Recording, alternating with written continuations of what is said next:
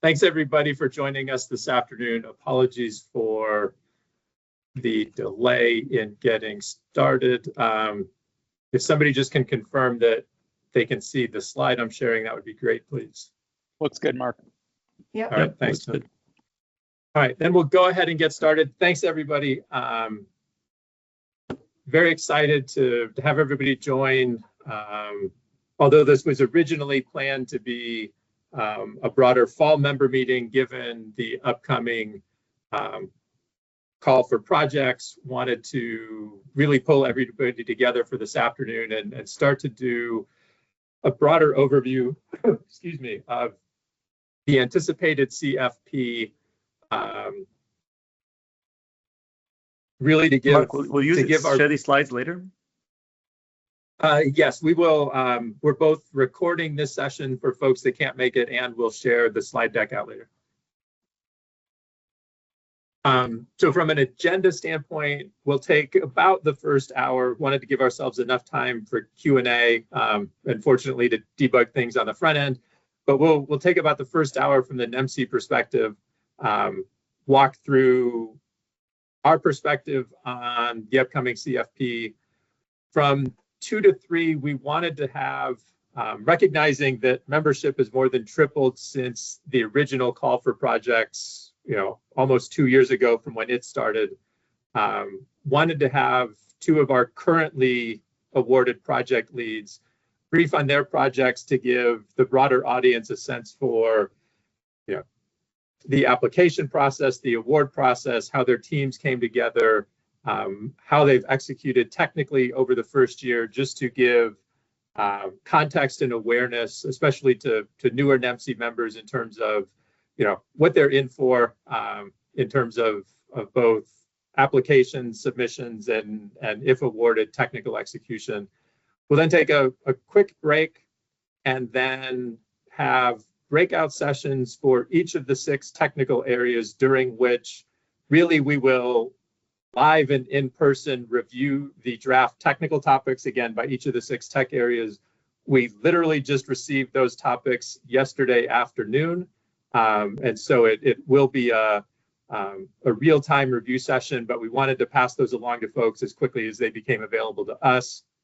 And then at the end of the afternoon, from the 4 to 5 block, as most of you have hopefully seen from Kelly, we do have opportunities for virtual pitches. For those that had asked to get a slot, you should have seen a corresponding separate meeting entry. So we will work through those at the end of the day, really to give teams that have progressed on their concept an opportunity to get some real-time feedback, help with teaming, fab transitions, and the like. So we'll be, we'll spend the balance of the day on those for those that were interested and had signed up for those sessions. So with that, just a quick 2 quick disclaimers. First, we from the NEMC side are not speaking on behalf of government. These are largely our recommendations in preparation for the actual launch of the CFP. And similarly, all of the scheduled dates that you'll see are notional and subject to change, but where possible, we wanted to at least share notional dates to help set expectations and make next steps as actionable as possible.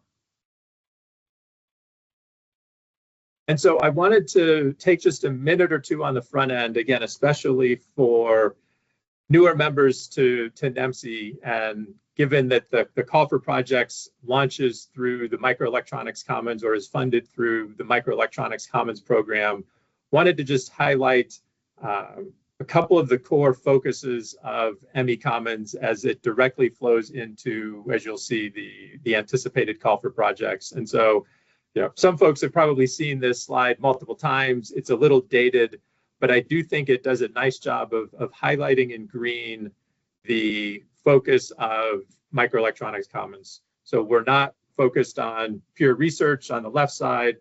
We're not focused on commercialization, launch into products and into end applications and design wins on the right-hand side. We really are focused on, really how do we help bridge that gap? How do we accelerate that transition from, an early stage prototype, an early stage proof of concept. It's probably assembled and spread out all over a lab bench, perhaps cobbled together with a bunch of discrete components, something sort of, only an engineer could really love and appreciate. And how do we help accelerate those from that laboratory type environment into more of a fabrication environment, form, fit, function appropriate prototypes in a commercial environment to demonstrate applicability, whether it's into DOW programs of records, the defense industrial base at large, or commercial applications from a dual use perspective. You can see in the center there the 6 critical technical execution areas. They are unchanged for the anticipated CFP. So we'll continue to focus on all 6 of those areas from an NEMC perspective, as you see throughout this deck. And maybe just in closing, again, wanted to highlight on this slide, we really are focused on lab to fab transition. So you'll see as we start to talk about call for projects, preparation for submissions, you will see a very targeted focus on taking technologies, taking early prototype devices from lab to fab, from laboratory to fabrication transition as part of these programs, and really what we're focused on trying to enable and accelerate. So from a NEMC hub perspective, I referenced earlier 3x growth, since the original CFP. So just to give everybody some context, we are now over 275 organizations strong, over 850 individuals within those organizations. And really the key call out on the right-hand side of this slide is really just intended to show, again, the breadth and depth of the NEMC hub. So from commercial and industrial to startup academics, really excited and really thrilled to see the continued growth of the hub. Excited to see how that translates into this next call for projects as we continue to execute toward that in the coming months. Wanted to spend a bit of time on the prior call for projects, again, really for the benefit of newer members to get a sense of how the process from the original call for projects was executed from within the NEMC hub, recognizing that we'll really be leveraging the majority of that process, the best practices from that process as we look to the upcoming call for projects. So the original call for projects, once launched through meetings like this, calls like this, ongoing engagement through NEMC, we ultimately had over 70 organizations from across 15 states participating in ideation, teaming, and proposal submissions or submissions of concept proposals. As you can see on the top left of the slide, we ultimately had contributions from those organizations that resulted in 43 concept proposals being submitted from NEMC members into the hub. In terms of our ability to submit into NSTXL or to submit into Microelectronics Commons, each hub was capped at a maximum of 15 proposals in terms of final submissions in for consideration for award. So from an NEMC perspective, how we got from 43 concept proposals down to 15 proposals was really a detailed, thoughtful process, leveraging subject matter experts within the hub, as well as our advisory group members, working through reviews of those proposals, rankings of those proposals that got us down to, again, the 15 that were ultimately submitted from NEMC into Microelectronics Commons for consideration. As you can see, we were awarded 6 projects, $38 million in total for year 1 technical execution. You can see the dollar amounts across those 6 projects highlighted there. We'll come back to those numbers, but I do want to highlight them as a rough baseline, so to speak, for potential project leads, potential project teams as they're thinking about size, scope, and budget for potential applications. This at least gives you a sense for the size of the year one awards from the prior call for projects. We'll talk about some more of that in subsequent slides. And then the bottom call out, I think, really is a recognition of the strength of our membership. We received the most projects for the highest dollar awards across 5 of the 6 technology execution areas. I think, as everybody's aware, NEMC internally, we don't have a staff of design engineers. All of the project teams were NEMC Hub member based, NEMC Hub member driven, and so it really is a recognition of the strength of our broader membership, the commitment of our broader membership, and we really do look forward to that for the next call for project cycle as well. I'll leave this up here just for a minute. For those that are interested in learning more about, across all 8 Microelectronics Commons hubs, the variety of proposals that were ultimately awarded through the first CFP cycle, feel free to grab that link. It'll take you to the DOW website, through which you can gain high-level descriptions of all the projects across all 6 tech areas that were awarded in the prior cycle. And then as we start to look ahead to the next CFP, last summer, ME Commons had launched a call for topics. This was intended to be, at least in part, informative into this call for project cycle that we anticipate seeing launched next month. Again, recognizing the growth of the NEMC membership, we had over 100 organizations across 18 states participating in the call for topic submissions. We ultimately received 56 topic submissions across all 6 tech areas.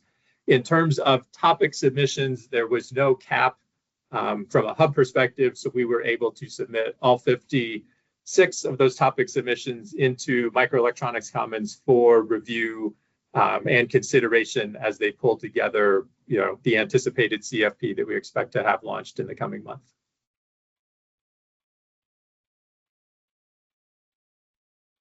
All right, so then transitioning and starting to get into more detail on the upcoming CFP. So again, just high-level overview for folks that are newer to NEMC or to Microelectronics Commons in general. So ME Commons will issue the call for projects. We, the hubs, will see it through NSTXL. So NSTXL, for those that aren't aware, is the National Security Technology Accelerator. The Microelectronics Commons program is executed through both NSTXL and the Naval Surface Warfare Center Crane Division. So those will be the executing bodies through which we'll see the actual CFP launched. In terms of responses to the CFP, only hubs can submit formal project proposals back into Microelectronics Commons. As we referenced earlier, obviously all of our proposals come from membership, but ultimately we are the ones that will submit those project proposals. Again, we'll support all 6 of the technical areas. Really, from an individual or an organizational perspective, the key requirement here is that you do need to be a member of a hub, in this case NEMC, in order to receive a project award. But we are very open to to supporting everyone within hub membership as we continue down the CFP process. As I referenced earlier, these are all project team driven by NEMC members. We will continue to support working groups across all 6 tech areas. We have dedicated NEMC member co-leads across each of the 6 working groups. We'll continue to support development of concepts, broadening of the teams, proposals, lab to fab transitions, and the like. So you'll see more on that through the balance of the afternoon today. And then expected similarly in the new CFP process, we will run similar to the FY24 call for projects, a similar with NEMC member subject matter experts and our advisory group, a review and selection process to ultimately get us down to the cap that we will see again in terms of final submissions to NSTXL for this call for projects overview, or for this call for projects process rather, excuse me. In terms of the anticipated CFP, this time around, as we understand it from the Microelectronics Commons organizers, we expect it to be a two-phase process, or we expect the award process to be a two-phase process this time. So in anticipated sequential order, CFP will be released. There will be a white paper, phase one, so to speak, a white paper due. ME Commons will review the white papers and then will invite selected submitters back to submit full proposals. Full proposals will then be due. There will then be an opportunity for verbal pitches, interactions with the ME Commons technical community, and then final negotiations and ultimately awards. So this is just the high-level sequential view, giving folks a sense of it with dates added, again, noting that the dates are for planning purposes only at this point. They are subject to change, but did want to, you can walk through it temporally. You can see the anticipated release of the call for projects is the mid-October timeframe, so coming up pretty quickly. The goal, as we understand it, is that that will be launched prior to the Microelectronics Commons annual meeting at the end of October. So I would notionally guide, let's call it the second half of October for the CFP to be released. The white papers are then anticipated to be due, let's call it late November. And then you can see the balance of the anticipated schedule here: invitations to submit full proposals due, let's call it the second half of February, verbal pitches in March, and ultimately targeting FY26 CFP awards in, let's call it the early summer timeframe. I would say also of note here in the bullet points is, as I had referenced, the original CFP from about 2 years ago, in terms of when it launched, the hubs were each capped at 15 proposals that they could submit into ME Commons. This time it looks like each hub will be capped at 10 white paper submissions per hub, with an additional +1, where the +1 is intended to be cross-hub collaboration. So NEMC plus another one of the other 7 hubs coming together to submit a collaborative white paper across the hub. So for each hubs, we'd be capped at 11 white paper submissions in total. So you can see, overall a bit of a narrowing, of the overall numbers of submissions that the hubs will be able to submit for consideration. And I'll just pause here in case anybody has any questions. Feel free to just raise your hand via Teams, and I'll call folks out, but I'll pause here for a moment in case there are any questions. Ben, please go ahead. Yeah, hey Mark, I thought I'd jump in here and maybe ask a couple rhetorical questions I can help answer that I think some folks may have.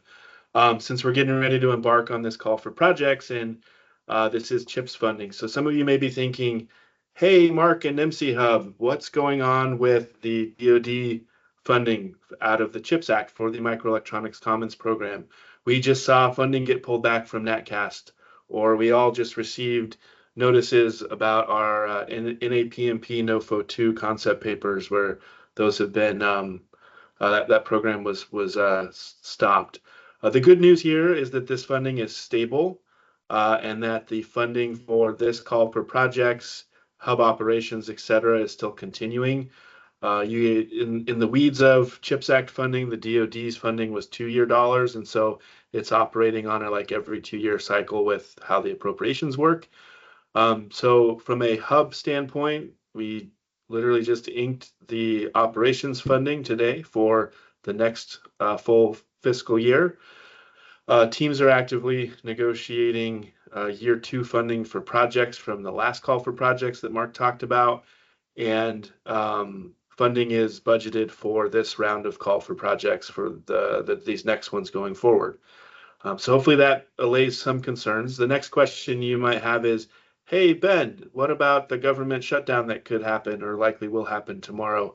What will that do to the release of the call for projects documentation or the annual meeting or any of these activities? Also good news there in terms of how NSWC Crane and NSTXL are funded. They're also funded forward through these activities. And so there may be some impact to some personnel, but by and large, these activities will continue on without interruption. And so we are looking forward to, really competing with you all and putting forward high quality proposals and helping to support, teaming aspects here. So Mark, those were the two rhetorical questions that I had. Hopefully that covers some that folks had. No, thanks, Ben. Definitely appreciate it. Just in order of the hand raises, Tim, please go ahead. Yeah, I think I know the answer to this, but maybe clarifying for everybody else. You mentioned one, in addition to the 10 white papers, one cross-hub collaboration. Is it correct to say we think that is one cross-hub collaboration per additional hub? So for example, we could have a cross-hub collaboration with Clause and Swap as an example, or do we think it is literally only one? No, great. Yeah, great call out, Tim. So it is a +1, so to speak, for each hub where that hub is the lead proposer. So NEMC can have a +1 where we are the lead. We could then be the participating hub to multiple other hubs lead proposals. So correct, each hub is ultimately capped at a max of 11, but each hub can also be participatory on multiple other hubs lead, +1 cross hub proposals, so to speak. And maybe related, just because I see the question, George, I see your question in the Q&A. Thank you. So we have not yet, as we go through this process for the 10, we will similarly decide, our quote unquote +1. That process can be both tops down, meaning NEMC proactively working with our partner hubs to see where collaboration opportunities exist, but it absolutely can be bottoms up.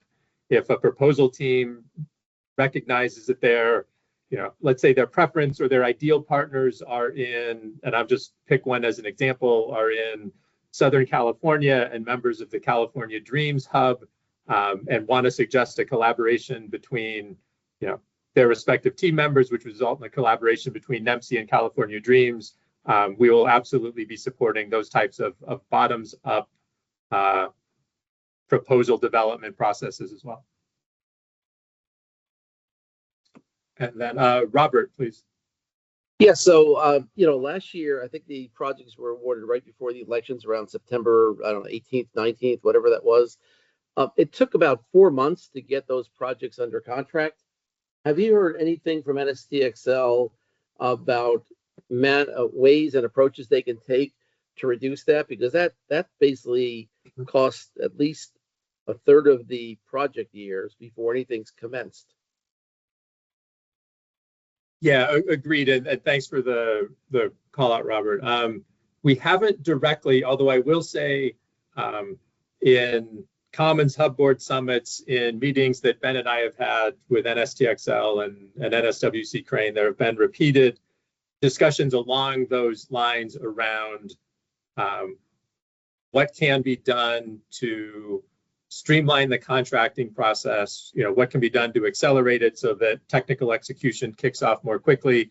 I will say also within NEMC and our advisory group, we've also having conversations around best practices that we've learned, especially from a contracting perspective, and how we can leverage that into this award cycle. Yeah, and Mark, I'll just add for folks here and those of you that participated in the call for projects last time. There's a lot of folks here that are new. Part of what you need to decide as you're participating in this process is whether you're open to accepting the flow down terms that are coming from the CHIPS Act funding and the Department of Defense. So that's not a decision I would say you should wait to make once there's an award.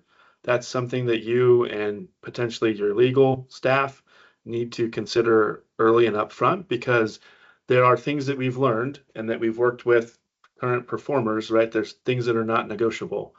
And that just comes with the source of these dollars. And so that also is a sort of streamlining aspect of this, is there are some very clear things that, we can't negotiate or contract around, that we need to make sure everybody is aware of, and maybe not just you as a technical PI in your organization, but others in your organization that are part of the decision-making process, legal, finance, executives, etc. Because we cannot wait till post-award to figure out that, oh, we didn't know we had to do that, because that can create a lot of slowdown on contracting.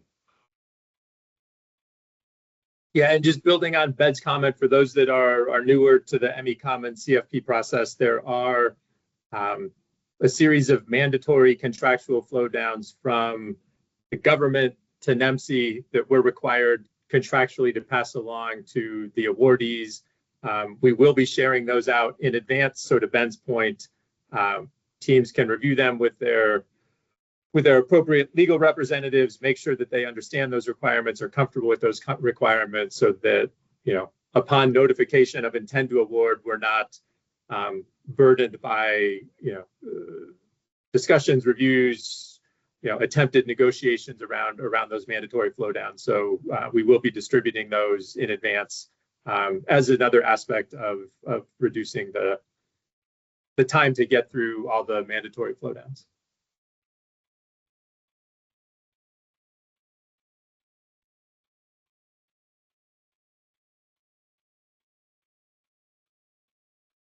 And then, sorry, I was just looking at the Q&A in parallel. I think to the next question, I can help cover it then with the next slide in terms of when does the NEMC down select to our 10 or our 10+1 happen.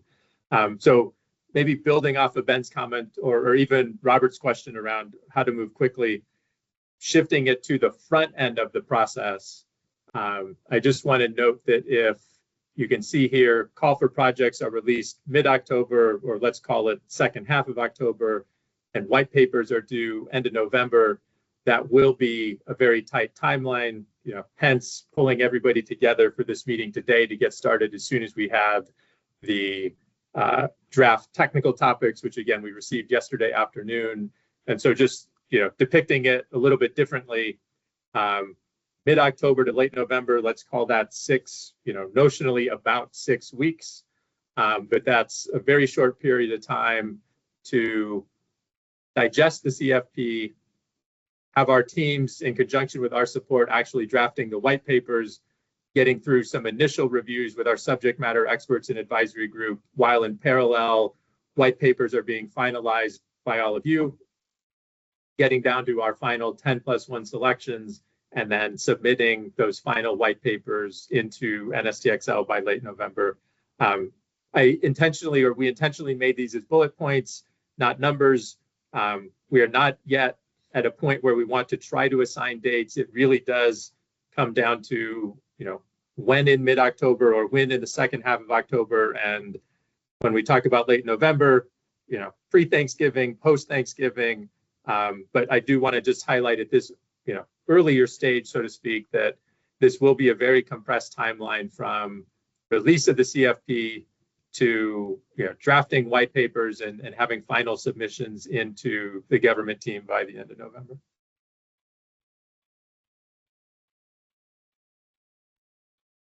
And so with that, without further delay, without burying the lead any longer, as I referenced earlier, we did receive the draft tech topics for all 6 of the technology execution areas yesterday afternoon. Again, with the caveats that these are draft, these are provided to enable us to get starting with our members. They are subject to change. Some of the topics may fall off, some new ones may still be added. The third bullet point there, a direct request from NSTXL earlier today, is that these are intended solely for hub members. So I would ask everyone here, please obviously utilize them with your proposal teams, but I would ask, please don't distribute them outside of NEMC hub membership. I just posted those links all in the chat to this meeting, so you don't have to try to grab them from the screen. You can grab the links from the chat. I'll pause here for a minute or two just to give people the opportunity to start the download, make sure the links work. We tested them all this morning, so hopefully there aren't any issues there. But again, I'll pause here just for a minute or two to allow folks to download those PDFs. And Mark, I'll just reiterate your note about please do not share. Just to give people some perspective, the timeline Mark just shared on the call for project submission is roughly maybe 4 to 6 weeks that we're looking at for white papers, which is not a lot of time to come up with concepts, especially if you weren't sure what the topics were going to be. So we spent a lot of time, and I'd say some of our political capital as the NEMC hub in the last 3 months, aggressively advocating for the release of this draft technical guidance ahead of the formal call so that we could get an early start on teaming on project concepts to ensure that we can create high quality projects and teams. So please don't share these. This is something where we've, again, advocated very hard for this to try to give us an additional 3 to 4 weeks here of runway. So we appreciate your help in that. No, I appreciate it, Ben. Thanks. Tim, looks like your hand's up again, please. Yeah, do we think that NSTXL did not share these with the other 7 hubs? Oh, no, I'm sorry. They were, just for clarity, they were sent out. Yeah, everybody's, everybody got them. Yeah, nobody has an advantage over anybody else. Okay. But I think to Ben's point, Ben and I personally have been extremely vocal over the last number of months, let's call it, on the need to get these so that membership can get started early. But we're not at a competitive advantage over anybody else. They went out to everybody yesterday afternoon.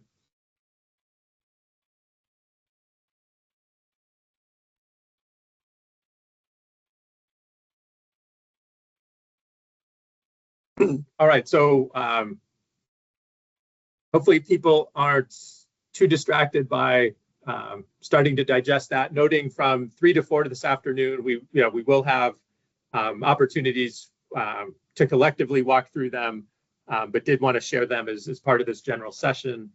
But with that as context, wanted to also share our recommended best practices as folks think about potential proposal submissions, key aspects of what we think will be a strong proposal.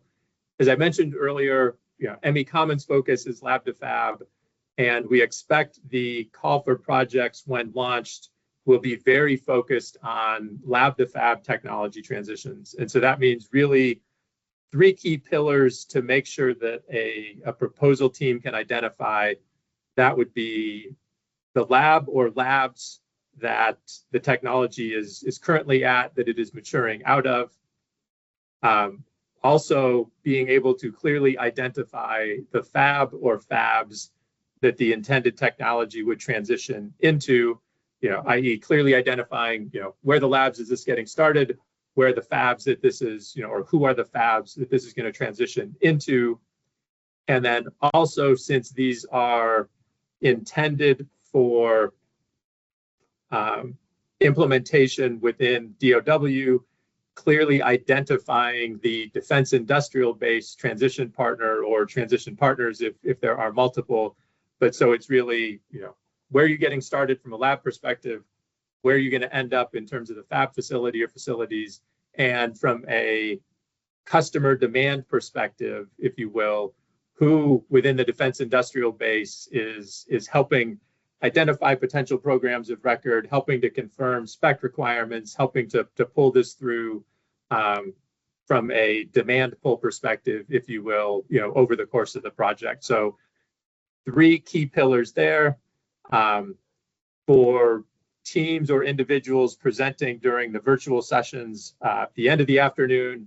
Part of the reason for those sessions is to give you the opportunity to ask for help from a NEMC perspective with respect to, let's say, helping identify the lab, identifying the fab, identifying, opportunities for defense industrial base partner interaction to see where interest might lie there.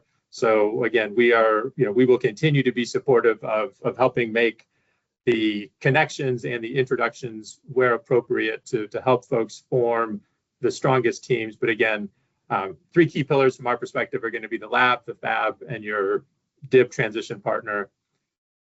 Period of performance is really our best estimate at this point, recognizing that we're about halfway through the Microelectronics Commons 5-year term.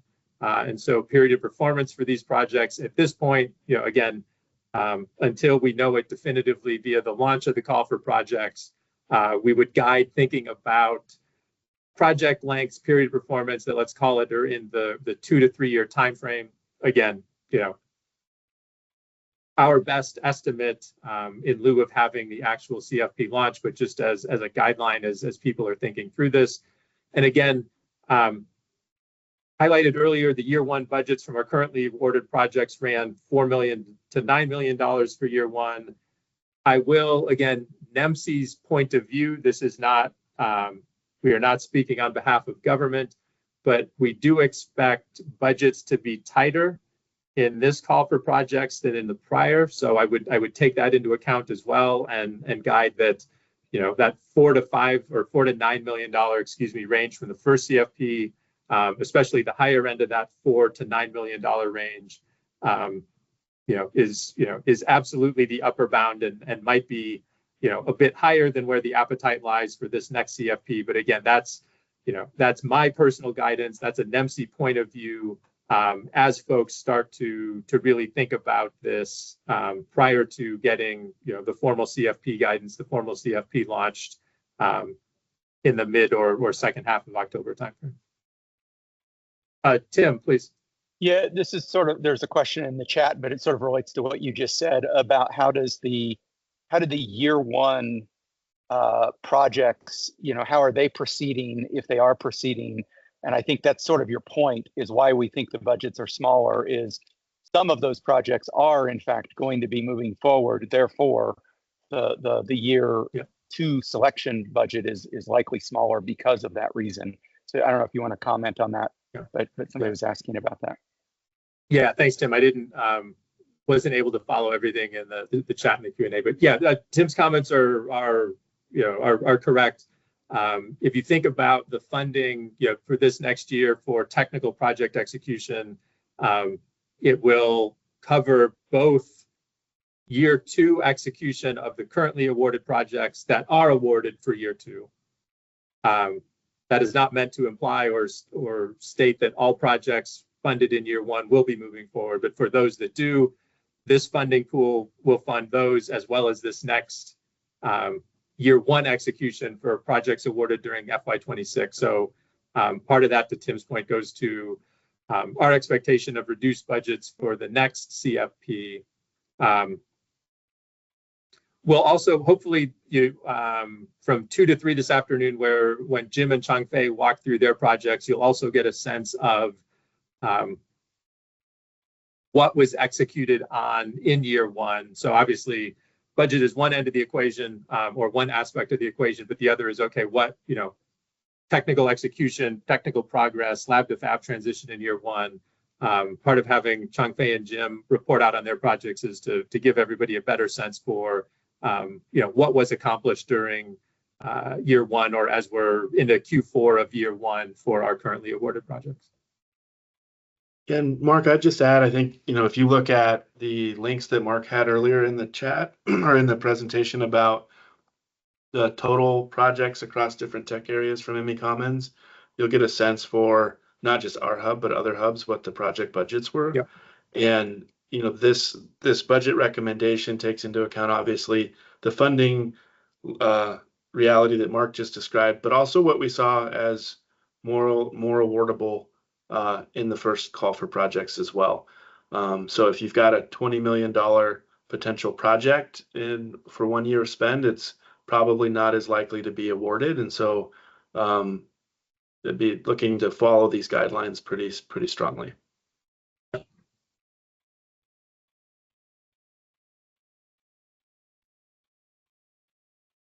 All right.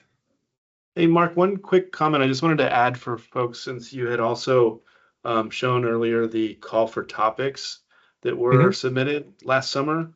As Mark had just shown also with the draft technical guidance that's coming out, we are taking a look at the draft technical guidance and doing cross mapping to what were previously submitted as topics to get a sense for, if there are some that align very closely with what the potential is for this next call for projects.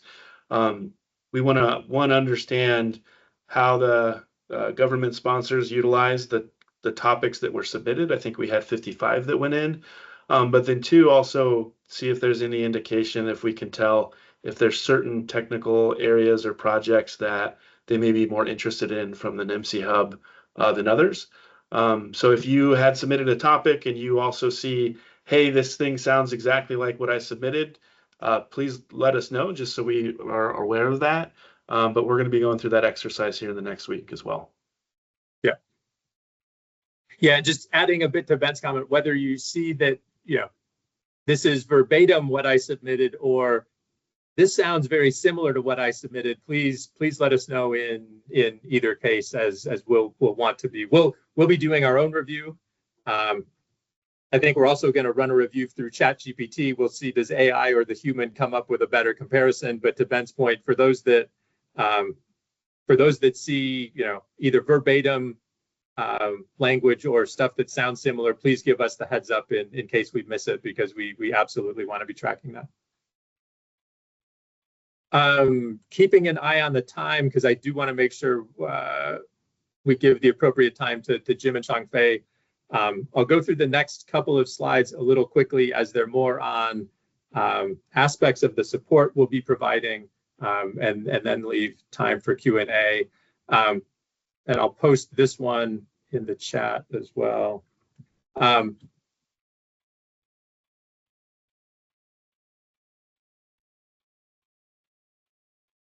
So talked a lot about the lab to fab transition, recognizing, really the breadth and depth of the facilities that are available within the Northeast, recognizing that not everyone is going to, have visibility to all of these places.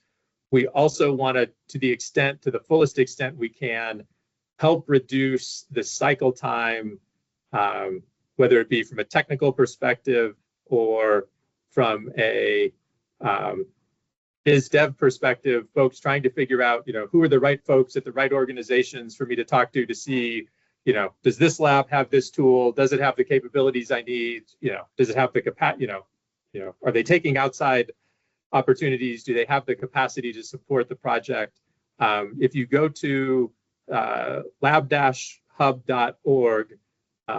this is a portal that we are assembling to give you, sort of a front end look at, it's not expansive, it's work in progress. We'll continue to build it out, but wanted to, as you're thinking about projects, again, if you're thinking or struggling to understand what the laboratory environment looks like, or where a production facility might be that you can map to, please utilize this site.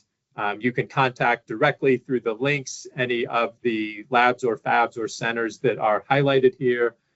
There's also a contact button.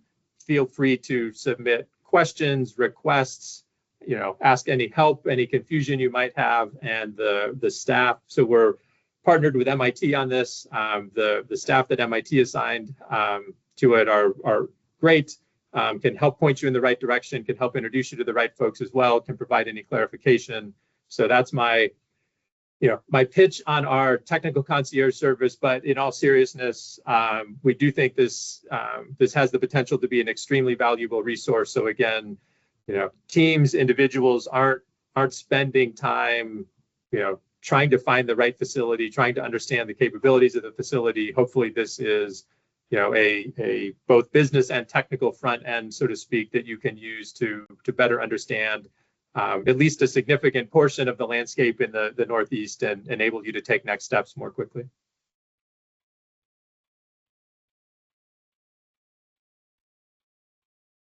Also, I would ask everyone, and I guess this doesn't help if I can't post it in the chat. We do have a request form set up. High level, really appreciate if you are interested in submitting a proposal, think you might be interested in submitting a proposal, are interested in contributing your expertise, lab capabilities, fab capabilities, what have you, to teams that may require it or be interested in it, please go to this form, fill it out. It's simply first name, last name, organization, you know, level of interest. It's super simple. It'll take 2 or 3 minutes, but it will be very helpful to us. One, to help better understand, you know, the interest or the level of demand, so to speak, for this upcoming CFP, as well as help better enable us to support everyone in their teaming initiatives, you know, lab to fab requirements, DIB transition partner requirements, and the like. So I just dropped it in the chat. Apologies, I forgot to add a title to it. But the forms link that just got dropped into the chat is the link to the link shown here on the screen. And then lastly, with the last minute or two before we transition and turn it over to Jim and Changfei for their year one report outs, also want to highlight for everybody that's tired of getting spammed by NEMC, we do recognize now that we're north of, I think, 875 individual members. In short order, you'll be seeing an email from Kelly and the NEMC team announcing our new NEMC portal. In short, this will streamline communications. You can sign up for your preferences. That way we can be much more targeted, much more direct in our communications going forward. Super excited to get this launched and out there. Note, it will also provide a dedicated workspace for this upcoming CFP. Once the CFP is launched, just as an example, as our members have questions, as we have questions, as we submit those questions into government, as we get those questions answered, we'll have a live Q&A document that will live within the new NEMC member portal. So I would ask, keep an eye out for an email from Kelly. Excuse me, she will, or she and the team will then have instructions to, you know, set your username and password, set your preferences, and then we can communicate appropriately. But the key forcing function, so to speak, or the key driving bit behind this initially is going to be, this can be then our primary portal with respect to ongoing CFP communication. So I would ask, keep an eye out in the coming days for an NEMC email specifically on the portal. You can see here just a quick overview, super easy to get yourself set up. But again, it'll make communications from us in general so much easier, but also enable us to be specifically communicating the appropriate individuals and teams for the CFP in general and specific to the 6 technical areas, so that again, we're not, you know, we're not spamming 875 plus folks, you know, as we continue down the path of executing to the CFP. And I think with that, in the interest of time, oh, I apologize. Also, if you haven't noticed, in terms of communications, I think it was just early last week, we launched a dedicated standalone NEMC LinkedIn page. So by all means, please follow us here. All the great offerings that we have, all the great content that we have will be visible here as well. So a nice, easy way, again, without us pushing everything via direct email for you to keep up on the broader activities from a NEMC perspective and follow along with us there. All right, and with that, I will stop sharing. maybe again, I'll pause for any questions before we transition to the next part of the agenda. Jeremy, please. Looks like your hand's up. Yeah, sorry, I had to hit the agree before my mic came off. Yeah, do you plan on having any events where you try to more carefully link programmatic needs and program adaptation transition to help us ahead of our proposals? Yeah, great question, and apologies that I didn't reference it in the presentation directly. But the short answer is yes. We had anticipated doing it this week as part of these sessions, but we found that it was, schedules being what there are, the number of conferences overlaps, everything going on this week. We diverted to being virtual, and I think that was the right call given we've got, 128 people in this session, so awesome to see it. But yes, I would say as immediately after the CFP is launched, we will be immediately reaching out to everybody to set up in-person dates.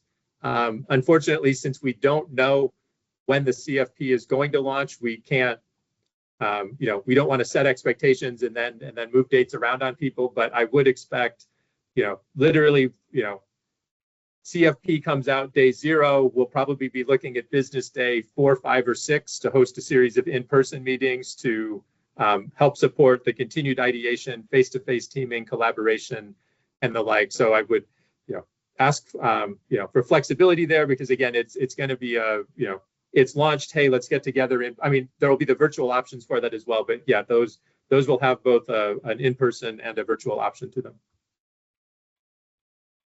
Tim, please. Yeah, so to add on to give Jeremy maybe a little more color, right? NSTXL is trying to do this in parallel, right? And so at the meeting at the end of the month, you've seen the agenda for that Monday, Tuesday, and I think some workforce stuff on Wednesday. But in addition, there's a separate meeting on Wednesday. I think the agenda is still coming together.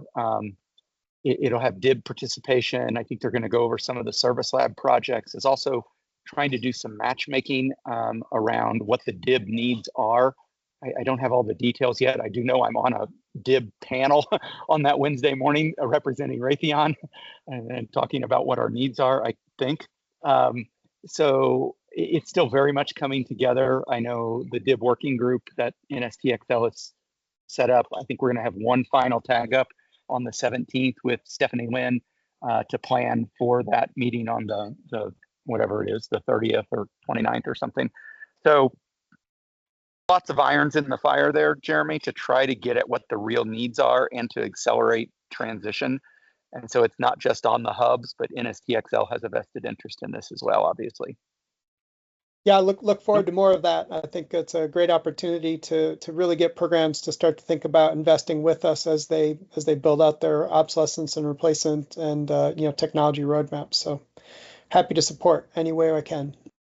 Yeah, and Jeremy, I just add, the member portal that Mark just showed, that's been something we've been working towards for a while, because we recognize that the strength of our hub is the organizations and individuals that participate. And so I can only encourage everybody on here to ensure that you fill out your profile and your company's profile in as much detail as makes sense for you, because that's going to be a way in which you all can find each other. Hoping Tim fills something out, but I think this is where, as a ecosystem and as a community, finding opportunities in and amongst other hub members is a key part of what we want to create. And we know that that's already occurred a lot in the last 2 years, but this should also help make that seemingly a little bit more easy and where we don't always have to be in the middle of it.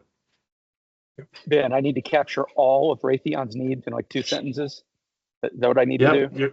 Okay. Yeah, we'll just record you on video or create an AI Tim Hancock. Yeah, maybe one more question and then we'll transition to the next portion of the meeting. Colin, please. How's my audio?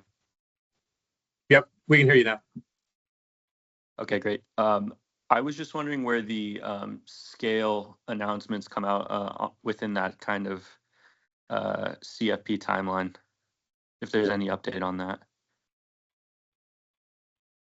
Yeah, great question.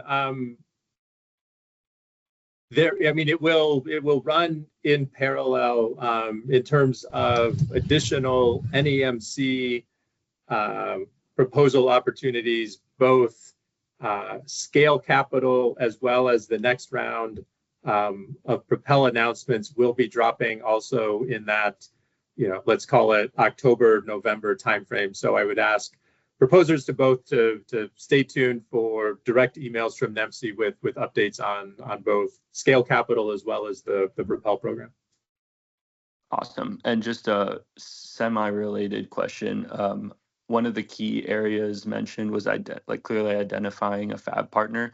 And I just wanted to know if you have advisement on, should transition of that technology or feeding of that technology into the fab partner be an explicit ending milestone, or should the ending milestone be getting the technology to a point where it can transition to a fab and having that fab clearly identified? Yeah, great question. And I would say, absent having the specific CFP launched, I would guide toward assume that you have at least first silicon out through that fab partner. Again, how much more than first silicon? Again, I want to be cautious that I don't get too far over my skis and guide on something that we don't yet know until the CFP launches. But in terms of prepping, levels of activity, so to speak, I would assume that you've got at least first silicon through the fab and tested where you have, demonstrated results that the chips are alive and that type of thing. Again, as we get the actual CFP launched, it may be broader than that, maybe deeper than that, but I would say it's definitely beyond just being ready to, let's say, tape out a device to a production foundry. And to be clear, Mark, silicon in air quotes. Not necessarily just silicon. Yeah, silicon as an example. Yeah, and I'll say you'll get a sense of that in these next two presentations coming up, but I would just offer for folks, in the past 2 years of Microelectronics Commons, we've also transitioned federal administrations, and we've only seen the new administration interested in things being delivered faster. So I would keep that in mind in terms of, as you're looking at your projects, and as Mark had put up there, the 2 to 3 year kind of time horizon, demonstration, transfer, physical things. I know these aren't always hardware projects, but those are things that the administration are looking for. And so just keep that in mind as you guys are looking at what's feasible, and if there are opportunities to partner internal to the hub or with other organizations to help accelerate things, I think those will be opportunities that our sponsors are looking for. All right, awesome. Thank you, everybody, for the participation.